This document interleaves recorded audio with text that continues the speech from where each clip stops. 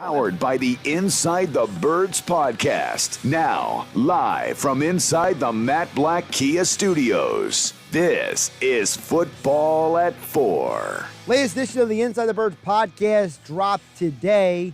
The Intel with Greg Cosell. And I almost feel like there's like some symmetry going on with the Inside the Birds guys, because yesterday we had a great conversation with Jason Avant. And there were things that he said that started lining up with what Greg Cosell was saying about some things. And then today, Tyreek Hill gets traded. So to get more into all of this wide receiver stuff is a man that I'm sure is not tired yet of talking about wide receivers. Geoff Mosher joins us right now for today's edition of Football at 4, powered by the Inside the Birds podcast and, of course, InsideTheBirds.com. Jeff, how are you doing? I'm great, Josh, and you're right. When you're an Eagles reporter, you never get tired of talking about wide receivers. Never. I mean, going back to the days of where they don't have enough because they had James Thrash and Todd Pinkston and they needed more, and then they go out and get Terrell Owens, and we all remember what happened after a year and a half of that. Then Reggie Brown was going to be the guy, and he really didn't become the guy. And then there was Kevin Curtis, and then so on and so on. So, yeah, I remember. Well, don't forget about Freddie Mitchell and his wonderful dinner with Andy Reid. Oh, how could I forget about Freddie Mitchell? Yes, absolutely. I've had the good fortune of interviewing Freddie a couple times. I got to say, for someone who didn't do that much in Philadelphia, he's actually a great dude to talk to. I got to give him credit for that. He's it's a colorful conversation. Yes. You know, it's always a colorful conversation with Freddie, man. He's all over the place, and he's very funny to talk to. I agree. Yeah, I mean, if you want the nuts and bolts, you talk to Jason Avant. You know, you want the X's, you talk to him. You want Freddie Mitchell quizzing me why I played safety when I played football when I was younger. Talk to Freddie Mitchell. Yeah, you get good stories with Freddie. You want the funny stories behind the scenes. You talk to Freddie. If you want the X's and O's breakdown, right? Not that Freddie can't do that, but Jason definitely is great for that. Absolutely. Well, Jeff, let's get into this wide receiver stuff. Obviously, the big news today, Tyreek Hill traded for a first-round pick, a second-round pick, 2 fourth-round picks, and a 6th-round pick. And now he's the highest-paid receiver in the NFL. And you were the first person I saw reported saying that league sources are telling you the Eagles were not interested in trading for Tyreek Hill. And, Jeff, I got to say, I'm kind of glad they didn't, because trading all of that capital and making him the highest-paid player in the league, that would have been something I probably would have criticized the Eagles for. Yeah, I think this is a polarizing kind of topic. I think there are some people that would have loved the idea of it. I think there are some that would have said that the Eagles had the ammunition this year to bring that kind of a player in with all the draft picks they have, and that they certainly can figure out a way to spend the money. And I think people would also say that the Dolphins have probably tried to support their young quarterback with firepower better than the Eagles have so far. I think that there are legitimate arguments to that, but I also believe that there are very legitimate arguments to, do you spend that kind of draft capital and that kind of money on a guy who has some off-the-field history, who, had such an amazing year last year and such a great offense, but you wonder if he could be that. Look, he's a game changer no matter where he is, but how is he going to fit in with your scheme? Are his best days now behind him because he's been a dominant receiver for 6 or 7 years? Is he worth paying that top of the line wide receiver money, which is not what the Eagles have really ever done at that position, and even with Terrell Owens, they didn't, right? So I think so you wonder their philosophy. I think there are fair arguments to on both sides of it. And at the end of the day, he's not going to be an Eagle, but the Eagles will continue to search for the right type of wide receiver complement for what they need and what they have with Devontae Smith. The Zach Pascal signing, as we talked about the other day, Josh, good signing, gives him a nice, big, strong slot receiver. In many ways, he gives you what J.J. Arcega-Whiteside gives you as a run block, or as a big body who can help you in the run game, but he's also going to catch more balls and make more receiving production than Arcega-Whiteside was giving you from the slot. But we know the Eagles were in on a trade for Calvin Ridley until everything went down with Calvin. Right. We know that they were competitive for Allen Robinson, but didn't get him. And so we know that they're still looking for that outside receiver complement to Devontae Smith. And one of the things that Jason Avant said yesterday to me when I was talking to him, Jeff, was he said the Eagles don't need another small receiver. They need a big body guy. And he described Pascal as a situational guy, a guy who's a willing blocker. But he said, when I asked Avant, I said, listen, the Eagles need a veteran. Is Pascal the veteran they need in that wide receiver room? He just came out and said, no. There was no hemming and hawing from Jason. He was like, look, they need more. And I think it's interesting that Jason was very explicit when he was saying to me, they need a certain kind of receiver in this offense across from Devonta Smith. They don't need another guy who's similar to some of these other guys. They need, Josh, a productive receiver who, in my opinion, that fills that X position that would allow them to move Devonta Smith around and get favorable matchups. And I think that guy, it would be very beneficial if that guy was a veteran. I understand Jason's point that Zach Pascal, I mean, we're not talking about a guy who's made Pro Bowls. We're not talking about a guy who's considered among the best. I mean, he's a veteran, but he only caught 30 some odd balls last year. It's not like he's going to come in and teach some of these guys a thing or two. Now he's apparently he's a great guy, and that's good high character, and that's important. Sure. But they sort of have a high character guy who's been in the league for a few years already with Greg Ward. What they need is a productive receiver who can come in and be a learn from example guy by how he acts in the locker room and how he helps the young guys, but also how they can watch him produce on the field and learn from what he brings to the offense. I don't know that Zach Pascal is going to teach anybody, great route running, great technique, great thing, real playmaking skills of that regard. Geoff Mosher from the Inside the Birds podcast at InsideTheBirds.com, joining us here on a Wednesday edition of Football at 4 here on 97.3 ESPN. Of course, you can follow Geoff on Twitter at Geoff Mosher NFL. Now, where the symmetry continues is today on the Intel with Greg Cosell. Greg Cosell spoke very highly of Treylon Burks. Mm-hmm. Yesterday, Jason Avant also spoke highly of Treylon Burks, and they both made similar analogies because Jason Avant said, I see some Deebo Samuel there. And Greg Cosell mentioned, hey, I can see him being used that way as well. And I've seen mock drafts, Jeff, talking about the Eagles potentially being a landing spot for Treylon Burks because Aaron Moorhead ran that workout for his pro day. Yeah, so that's another indication, right, that we speak of, that the Eagles are paying attention to a specific kind of wide receiver. And not to say that they're not paying attention to a smaller guy like Chris Olave or Garrett Wilson. They're paying attention to all wide receivers. But you're right, Moorhead led that workout, Aaron Moorhead, the wide receivers coach for the Eagles, for Treylon Burks. And Burks gives you that big body, natural boundary X receiver. But you can actually, as Greg Cosell was pointing out, he has some qualities that are Deebo Samuel-ish. He also talked A.J. Brown in Tennessee. And already some people have taken this the wrong way because that's the internet. But he Greg Cosell mentioned Cordarrelle Patterson as another example. And now people are like, oh, well, you don't waste a first-round pick on Cordarrelle Patterson, who, by the way, was a first-round pick. But the point was that not that he is as a player only able to do what Cordarrelle Patterson can do, which is mostly be a running back. The point is he is a wide receiver that you can use all around the field.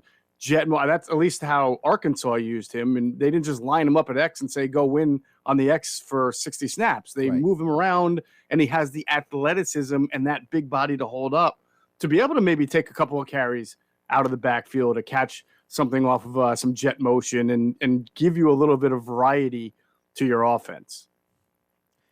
And variety is important at this point because, let's be realistic, last year's offense was when they were winning, Jeff, it was very straightforward. It was, we're running the ball and we'll get the ball to Devonta Smith and hope Dallas Goedert catches the ball. It wasn't like the offense was some dynamic thing going around, which I was trying to explain to people yesterday, Geoff, that, people, because Jason Avant was also talking about, the differences between like a Kyle Shanahan and a Nick Sirianni, and I think people, you know how they are. They hear something, they misinterpret it, or they hear what they want to hear.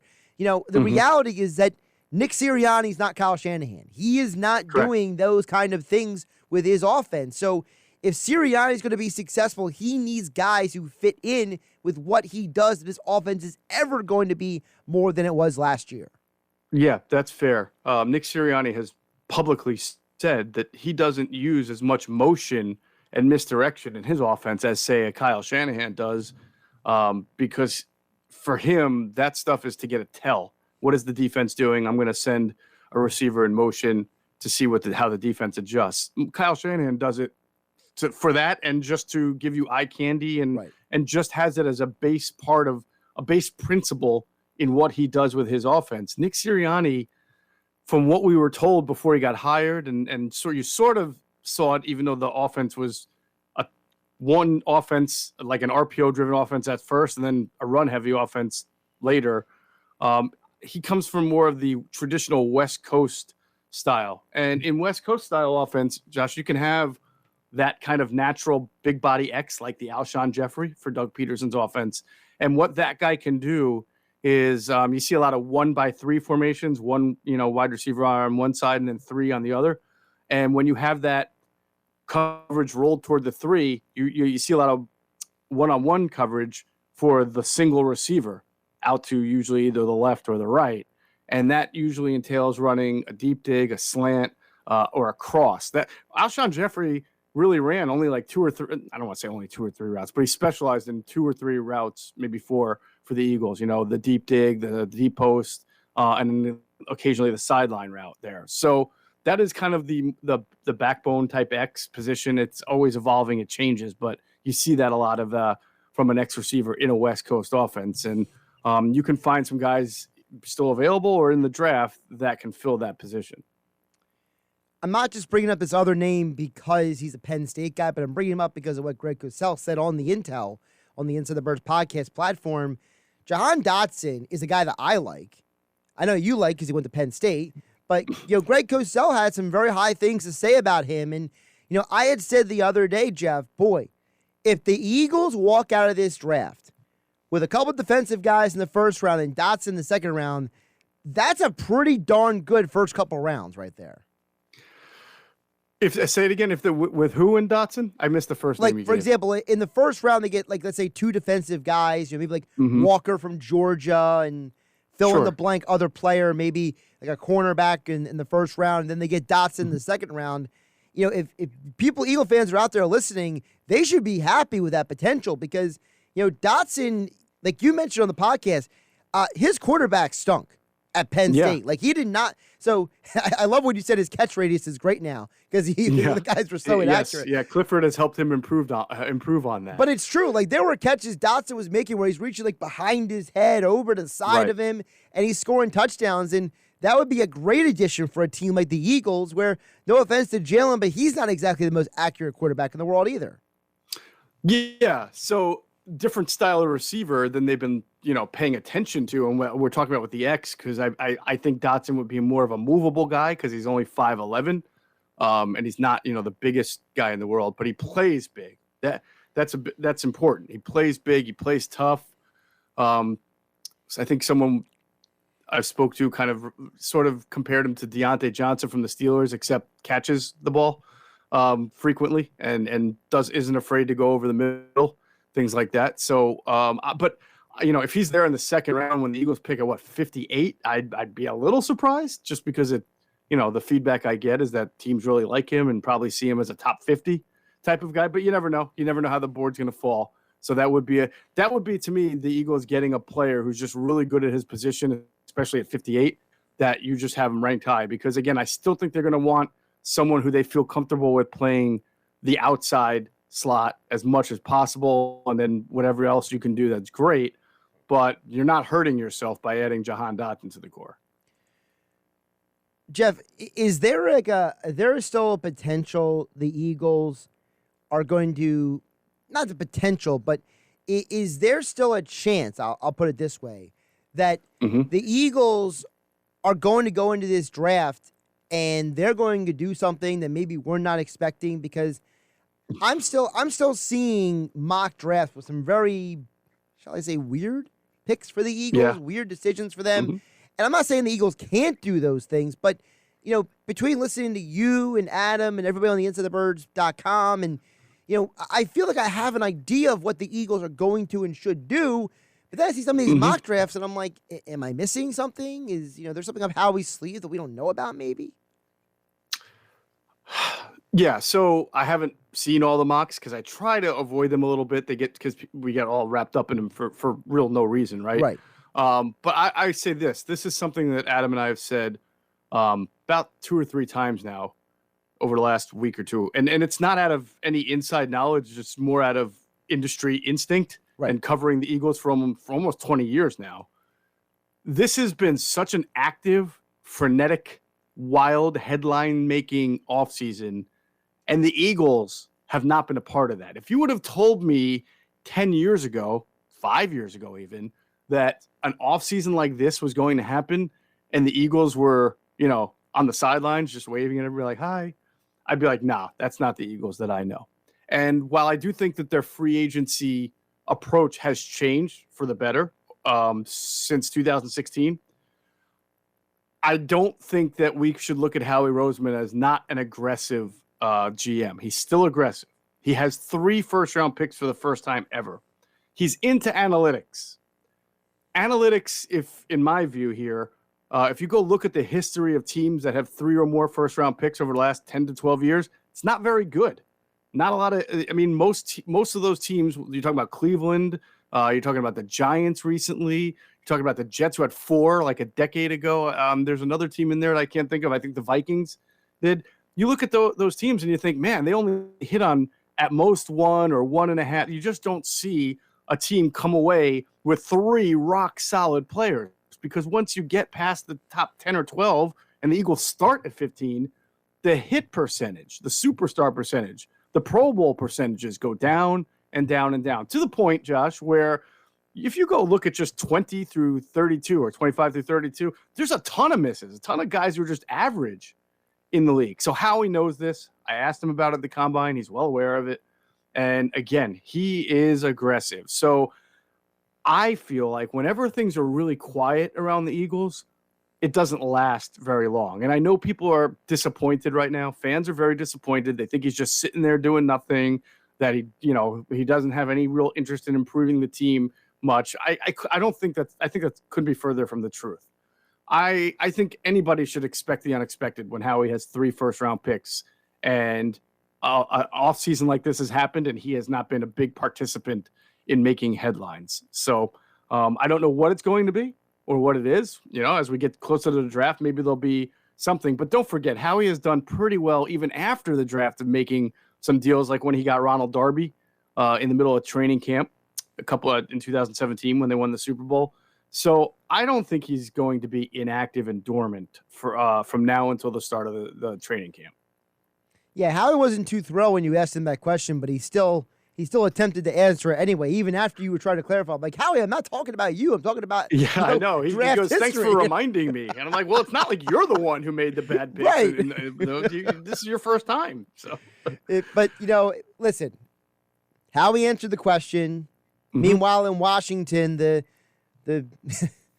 Audacity is removing Washington from their networks. They're no longer the flagship because apparently the owner of Washington was mad about their coverage of them. So, now, would that be Tanya Snyder? Because the owner, Dan Snyder, is not supposed to be owning the team. Am I mistaken on that? Isn't he supposed to be, away from the team? He's supposed to be, but apparently the report out there is that Snyder himself, not herself, him, Dan, apparently called someone up and said, "I don't like what you're saying about my team." And they were like, "Well, this is what it's going to be like. We don't want to be the flagship station anymore."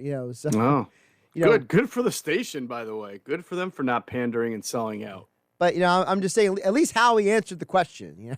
Yes, he answered the question. But and I definitely took from his question that he believes in the flexibility of having 3 first-round picks and what you can do with that to really improve your situation. I'm also still convinced, something that you've been saying for about 6 months now, that the Eagles are, not 6 months, but feels like 6 months, that the Eagles are only going to use 2 of those picks. I agree with you. I think they're going to trade one of those picks and maybe get another pick for next year, because that's the Howie way, you know? That would be the Howie way, wouldn't it? He is Geoff Mosher. Follow him on Twitter at Geoff Mosher NFL. Check out the latest edition of the Inside the Birds podcast, The Intel with Greg Cosell. Tons of great nuggets. We even scratched the surface on all the stuff that Cosell said on the pod, because I want people to actually listen to it, because it's an incredible conversation about wide receivers, because it's looking more and more like the Eagles are going to at least getting one in this draft, just the way things are playing out. So check that out. InsideTheBirds.com for more coverage on the Eagles and the NFL draft as well. And Geoff will be back with Mike Gill on Monday's show. Tomorrow, Andrew DeCecco. Friday, Adam Kaplan here on Football at 4. Geoff, appreciate the time today. You got it. You know, Andrew will be at Penn State Pro Day tomorrow, so you'll have some really good stuff to. You can talk to him about Jahan Dotson, I'm sure. Interesting. All now, right. now, knowing Andrew as well, though, he's probably going to mention about 5 guys that half the audience didn't know. Oh, And yeah. he's going to write an article about that we're going to send everybody over to. That's right, at InsideTheBirds.com. Take care, Geoff. Take care, brother.